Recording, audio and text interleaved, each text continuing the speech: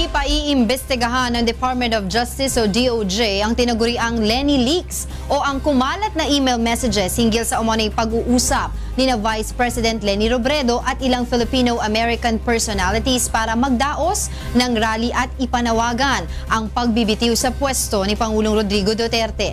Ito ang balita ni Roderick Mendoza. Hindi magsasagawa ng investigasyon ang Department of Justice sa tinaguriang Lenny Leaks o ang kumakalat na usapan umano ng kampo ni Vice President Leni Robredo at ng grupo ng negosyanteng si Loida Nicolas Lewis tungkol sa pagdaraos ng kilos protesta upang manawagan ang pagbibitiw ni Pangulong Rodrigo Duterte. Ayon kay Justice Secretary Vitaliano Aguirre, hindi naman labag sa batas na magplano ng kilos protesta, ngunit ibang usapan na kung ito ay tungkol sa pagpapatalsik sa Pangulo. Could conspire to make a movement for the resignation of the president. So hindi illegal yun.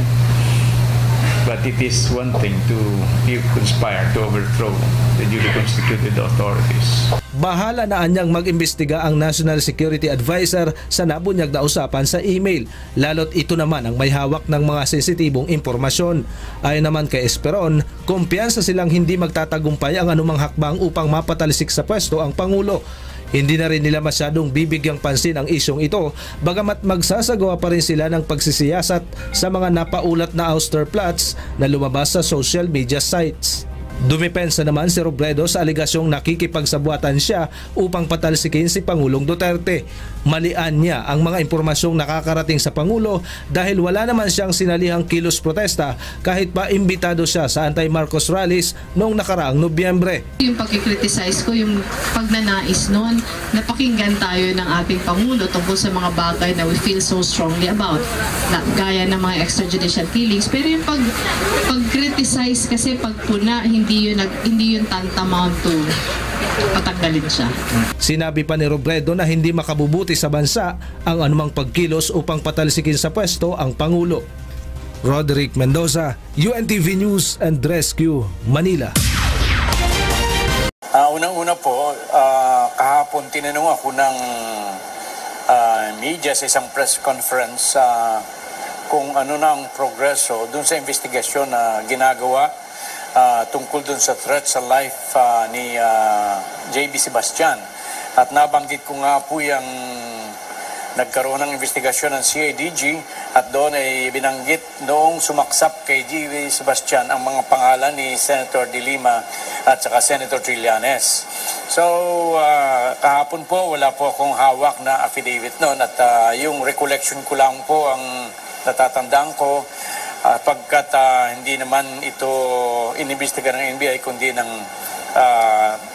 CIDG at kaya't ngayon pong umaga ako'y nagsikap na makakuha ng affidavit na ginawa ni Tomas Donina E. Bantinan na ginawa niya noong October 8, 2016. At dito ay dinatalya niya na inamin niya na siyang sumaksak kay JB Sebastian sa utos na rin ng isang kabats niya sa Philippine Navy na nagsasabing kinakailangang mawala si Sebastian sapagkat upang hindi na ito makapagdadaldal o makapagsabi tungkol sa kinalaman ni Senator De Lima sa drug trade. At sinabi na ito ay nagkasundo na ang kampo ni De Lima at kampo ni Senator Trillanes na iligpit si JB Sebastian. At dito nga po sa kanyang affidavit na ito, ay pwede ko pong basahin ito. Noong September 20, 2016 sa bandang 7:45 ng umaga, totoo na pinagtangkang kong patayin si JB Sebastian sa kadahilan ng may kumakausap sa akin na isang dati kong kasamahan sa Philippine Navy na dapat ay gawan ko ng paraan na manahimik at mapatay si JB Sebastian para hindi siya makapagsalita laban kay Ma'am Laila De Lima ukol sa paglaganap ng droga sa New Bilibid Prison. So, yan po ang sinabi nitong si Donina. At doon po sa paragraph number 10 ay sinabi niya na huwag siyang mag-alala sapagkat lalaya din siya sapagkat babagsak ang Duterte administration. at napakalakas ng Liberal Party. Lahat na lang binabaliktad nila. Diba? So ano na yan, New Year na New Year, nagsisimula na naman sila sa kahibangan nila. Ano ba yan si Secretary Aguirre? Nagpe-fentanyl na rin ba yan? I'm afraid that our Secretary of Justice is such a lying bastard. A despicable lying bastard. In the first place, sino nga yung dunin niya na yan? I don't know him from Adam. I have not heard about him.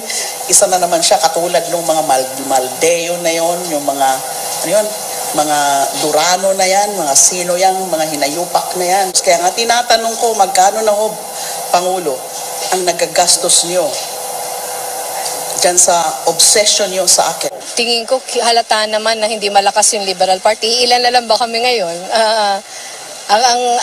Ang biruan nga, isang Volkswagen na lang. yung Liberal Party. Yan ang ano, ito yung angle. Test!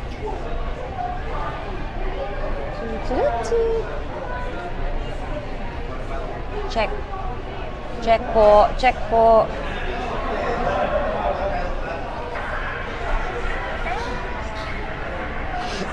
Yung mga ka-DDS, andito po ako ngayon sa, hulaan niyo kung anong hotel, napaka-opulent, sa Novotel. Yan, dahil may show pong Mocha Girls dito. Ay nako, ano bang balita po, no? Pag-usapan natin si De Lima, no? Si De Lima po ay nag-world tour, o di ba? Nakatanggap nga siya ng isang award from a magazine called Foreign Policy. At ang award niya ay yung for standing up against an extremist president. Diba? Sabi nga dito sa CNN Philippines, De Lima recognized as Foreign Policy Global Thinker 2016 for standing up to Duterte. Tapos, nakita ko po sa page ni Ms. Sas Rogando Sasot na may interview itong si De Lima sa isang international media. At ano bang sinabi niya, no? Na she fears for her life, na baka ipapatay daw siya. Basahin ko, tingnan ko. Eto. Oh. May international media interview siya. Ang sabi niya sa telebisyon, I fear for my life going against Duterte. Ano, masyado na itong ginagawa ni De Lima. Hindi na to gawain ng matinong tao eh. Anti-Filipino na to eh. Sinisiraan niya na yung buong bansa. Sinisiraan niya tayo mga Pilipino, sa kanyang pagpunta sa ibang bansa at pagpapa-interview sa mga international media. Hindi na po talaga maganda itong nangyayari. Kaya kailangan umaksyon na tayo. Umaksyon na po tayo dahil itong si Senator Laila De Lima na may hinaharap na kaso patungkol sa illegal drug trade ay nakakatanggap pa ng award from the international community. Katulad nga itong foreign policy, di ba? Na global thinker daw si De Lima. Bakit ba nakakalabas pa to ng bansa, ano? Sa dami ng mga kasong kinaharap niya. Bakit nakakaronda pa to sa ibang bayan? Wow! Tapos sasabihin niya na si Duterte ay isang extremist na presidente o radical o napakahigpit. Saka nakakita ng ganun eh. Itong ang si De Lima eh, na maraming kaso, nakakalibot pa ng ibang bansa.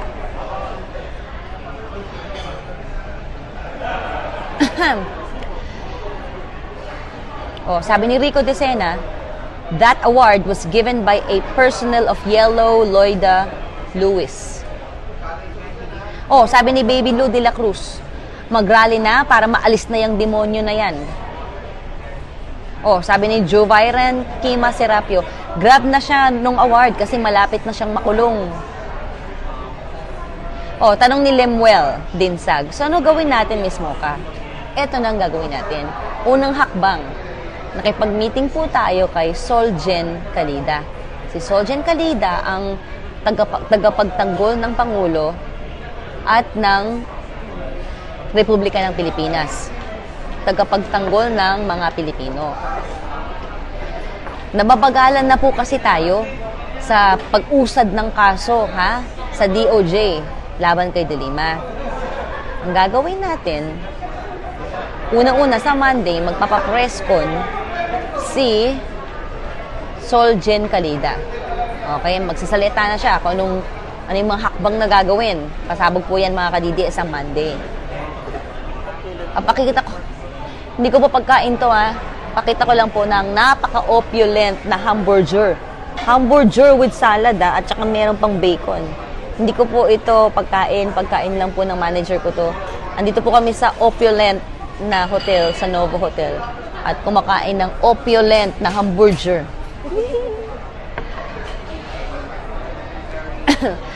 So ito nga mga ka-DDS, ang tanong nga anong gagawin natin. Yun na nga, Monday, abangan natin ang press ko ni Solgen Calida. Kung ano na ba ang susunod na hakbang. Dahil naiinip na rin po siya eh. Naiinip na nga tayo. Na bakit nakakalabas pa itong si De Lima na ito na mas matapang pa sa batas? Kailangan makita na po natin ang kamay na bakal ng ating Pangulo. Pangalawa, mga ka-DDS, ito na inaantay nyo, di ba? Gusto nyo mag-rally. Oh. Noong una sabi ko, hindi pa panahon. Pero ngayon mga ka-DDS, panahon na eh. Dahil itong si anti-Filipino De Lima, ha? Rumoronda sa iba't ibang bansa, tumatanggap ng mga international award at sinisiraan, hindi lang si Pangulong Duterte, sinisiraan na ang lahat ng Pilipino, sinisiraan na ang buong Pilipinas. Eh di, kasi nga, hindi na makaporma itong mga dilaw dito eh, sa bansa natin dahil nasusuka na tayo sa kanila. O, anong ginagawa nila ngayon? Pumuporma sa ibang bansa. Ang tawag doon, backdoor attack. Doon sila pupunta para siraan ng imahe ni Pangulong Duterte, siraan ng buong Pilipinas, sa mga Pilipino sa ibang bansa. Eh, puro headline nga ng mga international media eh, napaka sasama. Puro kasinungalingan, negatibo patungkol sa ating bayan. O ito na nga, tanong nga po ng ating ka-DDS. Ha? Ano na ngayon ang gagawin natin? Una, Monday, may press con si Solgen Calida. Pangalawa, December 20. Ito na inaantay nyo. Magra-rally na tayo. Well, hindi naman talaga siya rally. Kasi peaceful vigil ito. Ha? Mag-vigil tayo sa harap ng DOJ. Okay? Sa mga gustong pumunta, magkita tayo doon. At inaanyayahan ko po yung mga ka-DDS natin, mga kababayan natin sa ibang bansa na makisabay po sa vigil kahit sa inyong sariling tahanan dyan kung saang bansa man kayo. Ay, kailangan po kasi ibalik yung focus eh.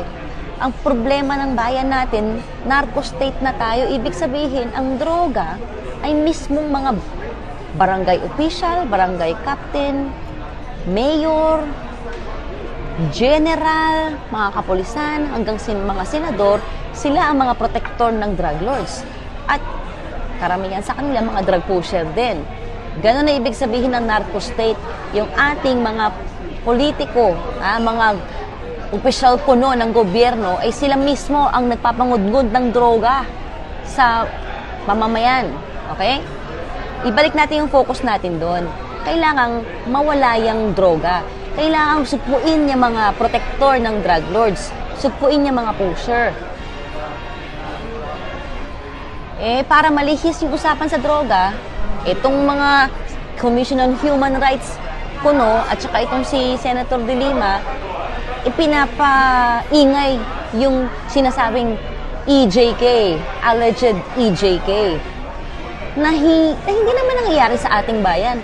Sabi nga sa akin ng international media kahapon, there's so many people dying, the killings, 5,000 people dead because of the war on drugs. So sabi ko sa kanya, sabi ko dun sa Italian TV interviewer, it is unfair to blame all the killings on the president. Maaaring ang nagpapatayan ay yung mga drug lords, sila mismo, mga sindikato. At sinabi ni Pangulong Duterte, sa simulat sa poll, he is against EJK. He believes in due process because he is a lawyer, he knows the law. At kung merong mang nangyaring EJK, magsampa ng kaso. Ang mahirap kasi EJK, puro chismis. Sinabi ko yun doon sa Italian interviewer Sabi niya, but all these killings, all the EJK, sabi sa akin, ma'am, the problem here, it's all hearsay. People say this, people say that. But where's your evidence? Tapos sabi nung interviewer, yes, you are right, sabi nga. Anyway, balik po tayo sa gagawin natin para kontrahin itong anti-Filipino na si De Lima. Ano pong suggestion nyo mga ka-DDS? Basta ito, abangan nyo yung December 19, press con ni Solgen Galida. December 20, vigil sa harap ng DOJ para kalampagin natin, bulabugin natin ang DOJ kung bakit napakabagal ng pag-usad ng kaso laban kay De Lima patungkol sa illegal drug trade. Bongski Sayer, sabi niya, sabihin mo ka, it's no problem, they are all drug pushers, they die every day. Oh, sabi ni Ronald and Ron Enterina, dapat dyan kay De Lima ulitsunin at pagkatapos ipakain sa mga dilawan. Dearly Sweetie, bakit di sila magtanong sa mismong mamamayan na Pilipino? Puro sila preskon, mapapamura talaga ako. Yun na nga pa mga ka-DDS. Ngayon talaga yung panahon na lalaban na dapat tayo. Mag-vigil, yun, peaceful vigil muna dun sa harap ng DOJ. Pakita natin na si De Lima isang masamang tao. Diba? At bakit binibigyan nyo ng award? Tapos eto siya, nasa ibang bansa, sinisiraan tayo. Wow! Grabe ka na, ma'am.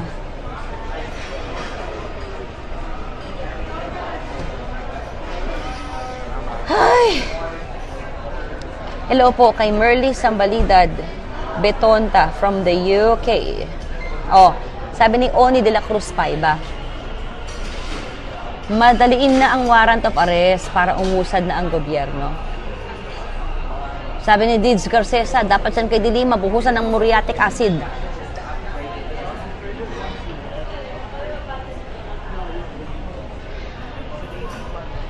Ano kaya magandang i-hashtag mga ka-DDS, no? Para kay, ay nako, nakikita ko pala yung mukha ni Ma'am De Lima, nakakainis, grabe. Napaka-ipokrito, napaka-sinungaling mo, ma'am. Mother of all lies. Grabe. Ay nako, ito tinitignan ko mga ka-DDS, parang hindi ko na matik. Kailangan umaksyon na po tayo, mag-ingay na tayo, kalampagin na natin ng DOJ, ha?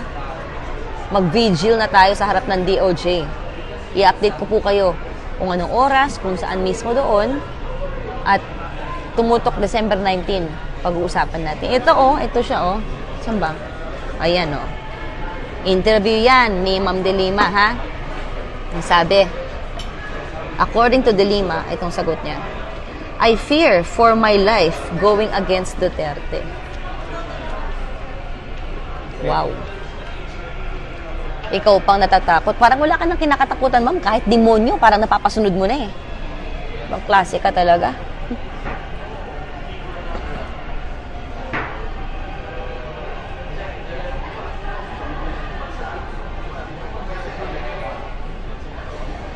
Sabi ni Yudes Arig, kailan po ma'am? Sasama ako ma'am. December 20. Vigil sa harap ko ng DOJ. Sabturia Unding Dais. Masarap talaga bitayan yan. Si De Lima Oo nga Kaya lang baka dito malab yung lubid, matigas yung mukha, pati yung leeg matigas din. Ano ba? Hanging ba to?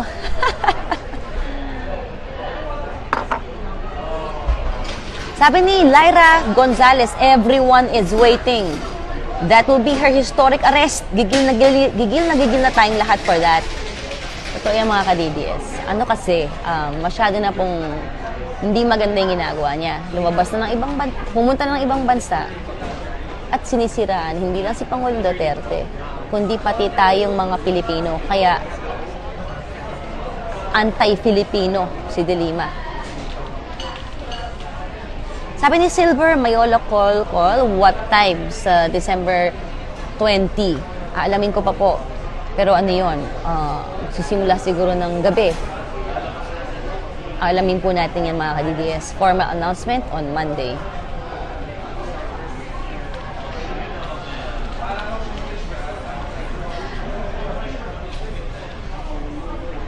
Daming nanggigigil na mga comments, oh. Sabi ni Del Atienza, De Lima is a traitor to the country. Ito po yan. Sabi ni Ning Tuboro, paano po kung di na bumalik, mag-apply ng political asylum? Asus, di po. Babalik yan dito. Ang dami niyang mga lovers, eh. Ibig ko sabihin, babalik yan dito mga kapatid, mga ka-DDS, kasi ganyan kakapal ang mukha ni De Lima. Mas matapang pa sa batas. Kaya hindi naman po pwede yun, hindi tayo papayag na gano'n. Kaya sabi nga ni Solgen, kailangan umaksyon na tayo. At si Solgen, kakampi natin yan, Solgen Calida. Kakampi yan ng tao, kakampi yan ng Pangulo.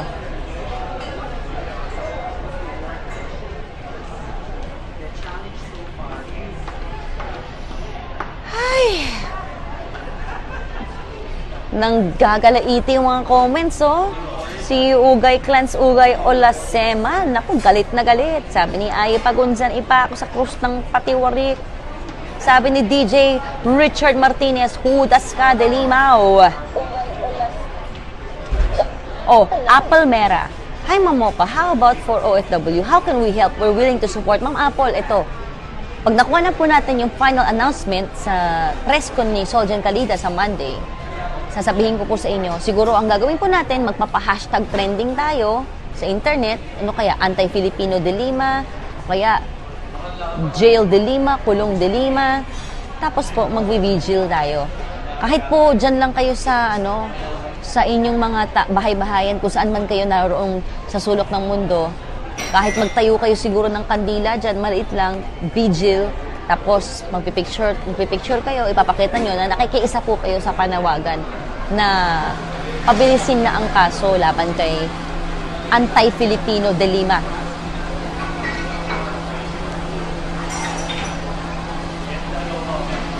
Sabi ni Lihom Matthew Black, nasa Novotel Cubao siya. Opo, andito po ako sa napaka-opulent na hotel, Novotel. Kasi po, ang Mocha Girls, may show po kami dito.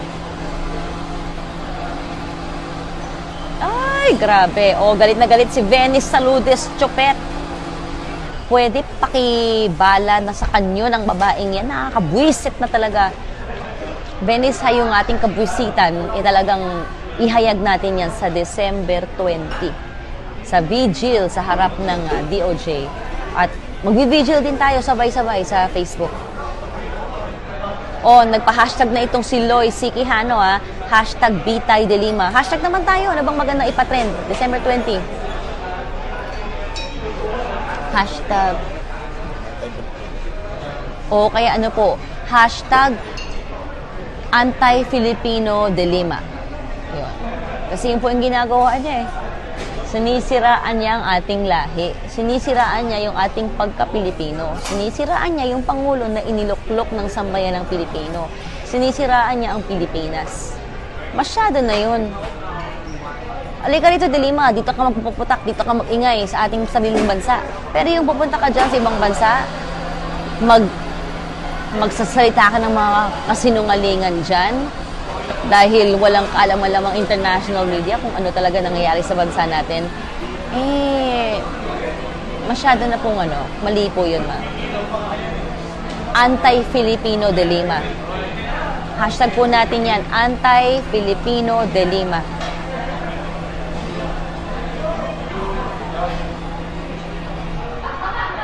Oh, sabi ni Darrell Eslana, buwisit yang si De Lima, oy. Kaya ayoko nang manood ng balita, puro mukha lang yan nasa TV. Piling api. But anyways, ganda niyo po mismo ka. Bet ko po damit niyo. Ay, thank you po.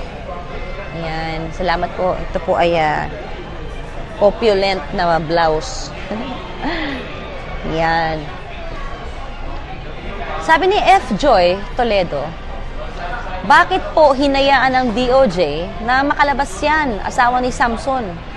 Yun din yung aking pinagtatataka po, Parang mas nababrasuhan pa ni De Lima ang DOJ. Parang baliktad. Ann Villanueva. Ayan po, #anti-Filipino De Lima. Sabi nga ni Emily, #anti-Filipino De Lima. Ayun, pa-hashtag po ngayon, #anti-Filipino De Lima. Tapos, babatiin ko na rin kayo. Yan. Basta ilagay niyo yung #anti-Filipino De Lima. Para isa lang po yung ating direksyon. Sabi ni Teen Libets, yung hinashtag din niya. Sabi ni Simon Fortuno, #RIP De Lima. Doon po muna tayo sa #anti-Filipino De Lima. Stolen my life heart. Salamat po.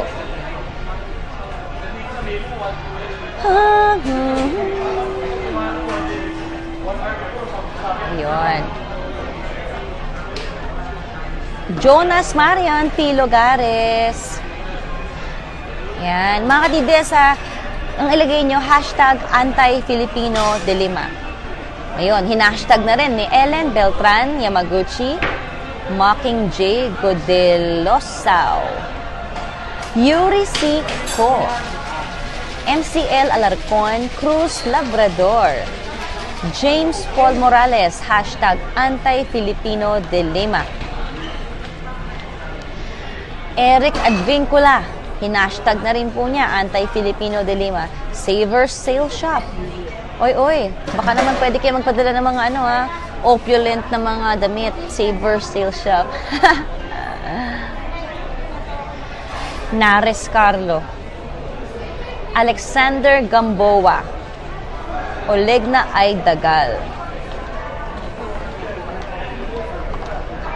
Sabi ni Rowen Besana Serrado, nakalabas si De Lima, ibig sabihin wala pa rin pagbabago sa ating batas. Pera-pera pa din sa kabilang matapang na ang awa ng bansa. Rowen Besana Serrado, yan din po ang nararamdaman natin. Kaya po, gagawa na po tayo ng paraan, a-action na tayo. Sabi ni Rolly Loneza, palitan na lang si Secretary Aguirre kasi parang walang tapang makipagbraso kay De Lima. Marife Cabaneros, #anti-Filipino De Lima. Jorex Pinuela, anti-Filipino De Lima. God is not blind to all our sufferings. Totoo po yan. Prado Rewin, Danny Ortiz, Reyna Palencia Barodi, Mate Bacalia, Ryan Liad Pelito, Michael Angelo Cruz. Ay, Kuya Nato, pa-hashtag naman dyan. Anti-Filipino De Lima. Roslyn de la Cruz. Ba, ang dami naka-online ngayon. Lagay niyo na rin po kung taga saan kayo. Kunyari, #anti-Filipino De Lima. Tapos lagay niyo kung nasaan kayo. Hello, kay Fritzy Teleron Fon. Olga Tikbain.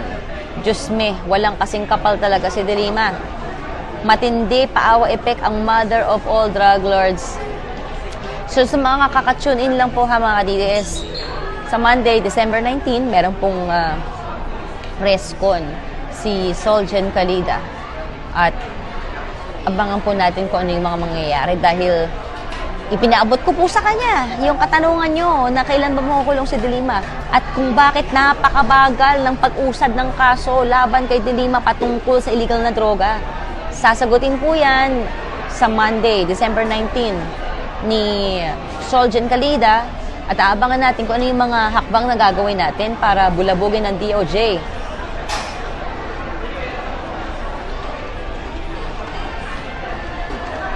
Olga, hello ulit.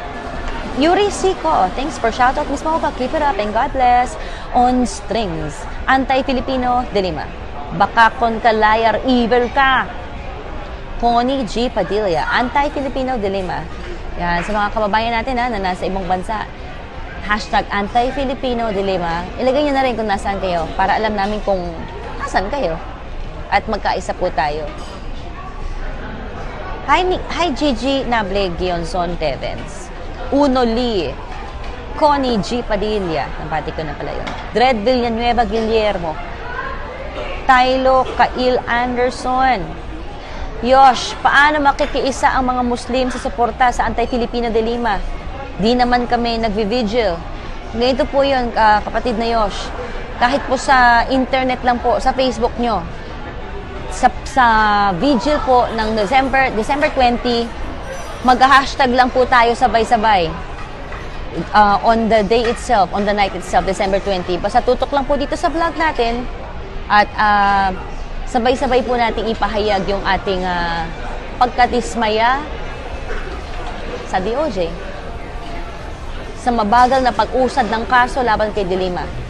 So, abangan niyo lang po yan na Yosh, i-announce ko po dito. Lihong Matthew Black, I hope we can make a difference by doing this. I guess we need more support from the people to eliminate unjust leaders like De Lima.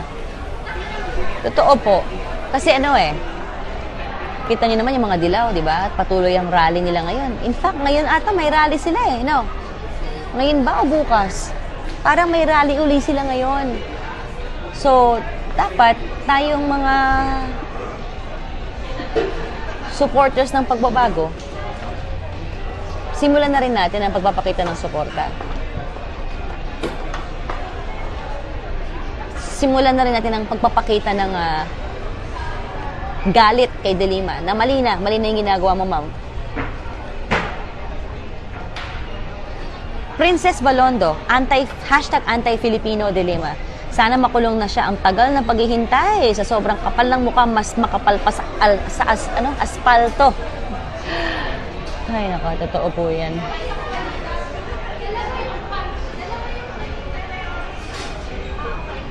Enrique Jane, anti-Filipino De Lima. Hashtag anti-Filipino ombudsman. Totoo. Arnel Glenn Agura o Darbe. My loves, Tabukal, anti-Filipino De Lima. Sana makulong na yan. Yun din pong Christmas wish po natin Hindi na nga pinapatulan ng ating Pangulo, pero grabe Grabe kong manira. Hindi na po si Pangulong Duterte ang sinisiraan niya Ang buong Pilipinas na po Tayong lahat ng mga Pilipino, ang ginagawa niya, she is trying to represent all the Filipinos. Parang nire-representa ni De Lima ang bawat Pilipino. Papayag po kayo nun? May award pa. Mercedita Bernas Adubo. Nakakangit-ngit talaga. Bakit pinayagang lumabas ng bansa si anti-Filipino De Lima? Patong-patong na ang kaso at alam naman nilang magaling manira at sobrang sinungaling yang halimaw na yan. Pinigyan nila ng pagkakataon na sirain ang dangal ng Pangulo. Tama po kayo dyan, Ma'am Mercedita Bernas Abubo. Sabi ni John Abadier, ako na mismo magpapatumba kay De Lima para matapos na ang issue. Wahahaha. Ay, hindi mo kaya, mabigat siya. Hindi mo siya kayang itulak. Ralio Smith, hello. Ay. Jennifer Logatok, anti-Filipino De Lima. Hashtag po natin yan Alexander Gamboa, natatakot yata si DOJ Secretary kay De Lima. Sabi ni Anawaine Nevaled, makatakas man siya sa lupa, sa langit hindi. Hashtag anti-Filipino De Lima. Daisy Flower, hashtag anti-Filipino De Lima. From UK. Ay, wow. Hello po sa mga kababayan natin dyan sa UK. Thank you, Daisy Flower. Mayshil Unido, anti-Filipino from hashtag anti-Filipino De Lima from Japan po. Hi kay Gigi Nable Gionzon Teves. Hello po sa inyo. From Aloha State of Hawaii. Diba? Mahalo. Annalyn de Mesa, nagigil siya. Sabi niya, hayop. Gold Print X, hashtag anti-Filipino De Lima from Kuwait. Ito si Roda Lauzon, hashtag anti-Filipino De Lima from Cyrus, Europe. Ayan, yung ginagawa na paninira ni De Lima, hindi lang sa Pangulo. kung hindi sa buong Pilipinas. And De Lima is trying to represent each one of us. Spokesperson na siya ng bawat Pilipino. Yun yung nangyayari eh. Papayag ba tayo nun, mga ka-DDS, na siya ang nagre-representa sa ating mga Pilipino dahil siya yung laging nasa labas, tumatanggap ng award at sinasabing, I fear for my life going against Duterte. Tapos sabi pa niya, yung award na natanggap niya ay award for standing up against Duterte. Wow. Kailangan we need to stand up against De Lima. Vigil po, December 20. Marijoy Ramos, hashtag anti-Filipino De Lima, Quezon City, Cubao. Ka-DDS, Aaron Paradigm, hashtag anti-Filipino De Lima, Jeddah, KSA. Hi to Roda Lauzon from Cyprus. April Jen from Malaysia. Aloha Manuel from Japan. Si Ray Abukaw, taga-Japan din. Maki Palad from Italy. Hello kay Edgar Molina from KSA. Alwin Winston Estremo Solano, anti-Filipino De Lima. Yun, hashtag po natin yan from Shizuoka, Japan. Stolen My Life Heart. Hello po ulit. From Riyadh naman siya.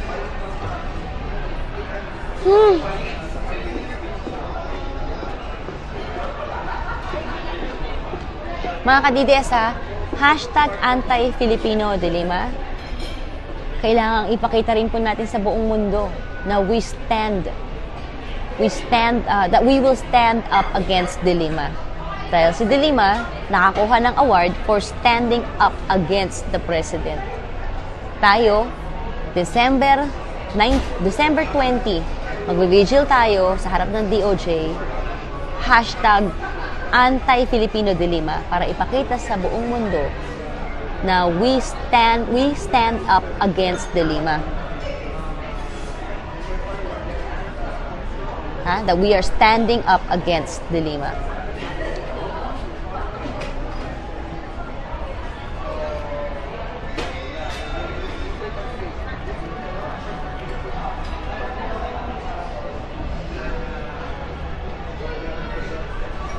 Hi kay Jacqueline Bacarisas.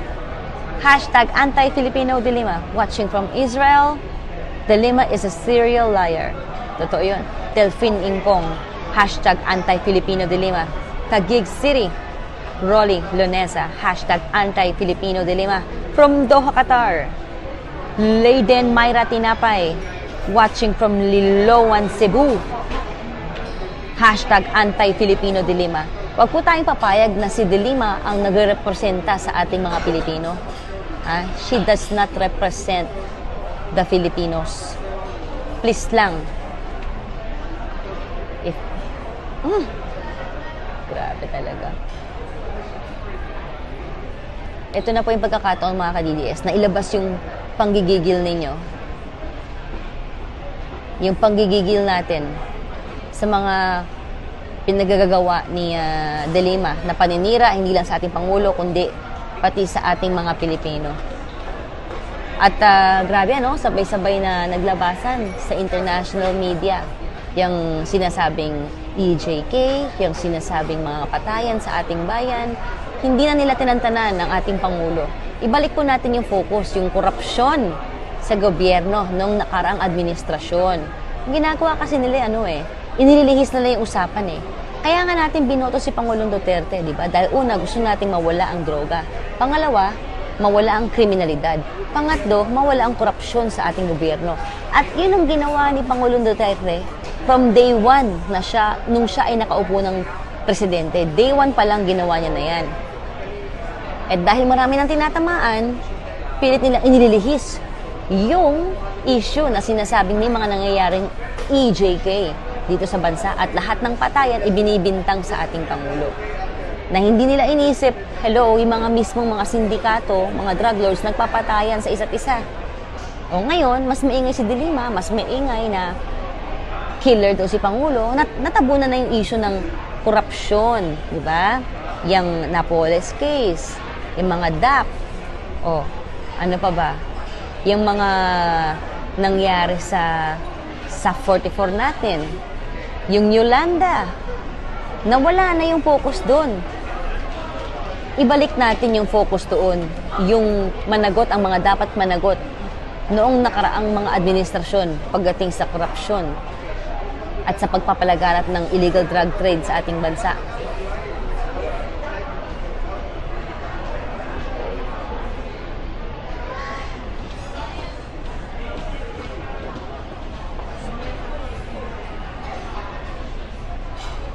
Mga ka-DDS, ito na po yung pagkakataon. Kasi habang binabasa ko ang inyong mga comments, gigil na po talaga tayo. Ito na po yun, pagkakataon na ipahayag natin ang ating gigil, ang ating pagkadismaya, ang ating galit kay De Lima na isang anti-Filipino na sinisiraan tayo sa ibang bansa. December 20, may vigil po sa harap ng DOJ para kalampagin ang DOJ na bilisan na ang pag-usad ng kaso laban kay De Lima patungkol sa illegal na droga.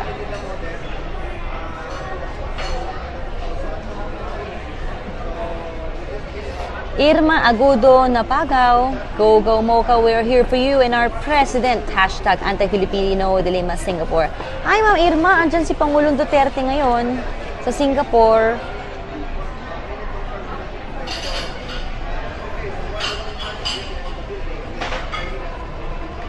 Hi kay Hide Okada from Tokyo. Edlabe Ortsak years na. Fritz De La Torre, Tylo Khalil Anderson. Ay, nako, nakalimutan ko na inumin yung aking opulent na watermelon shake, mga ka-DDS.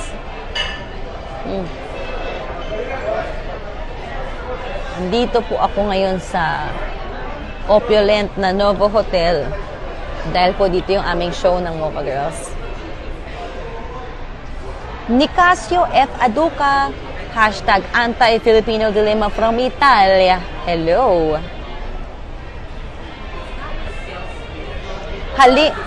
Halimbay, where are you from?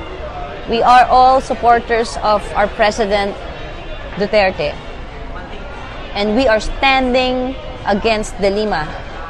De Lima is facing criminal charges here in our country. And yet she is out there abroad receiving awards from international bodies. She's facing a lot of charges here. And so when she comes back,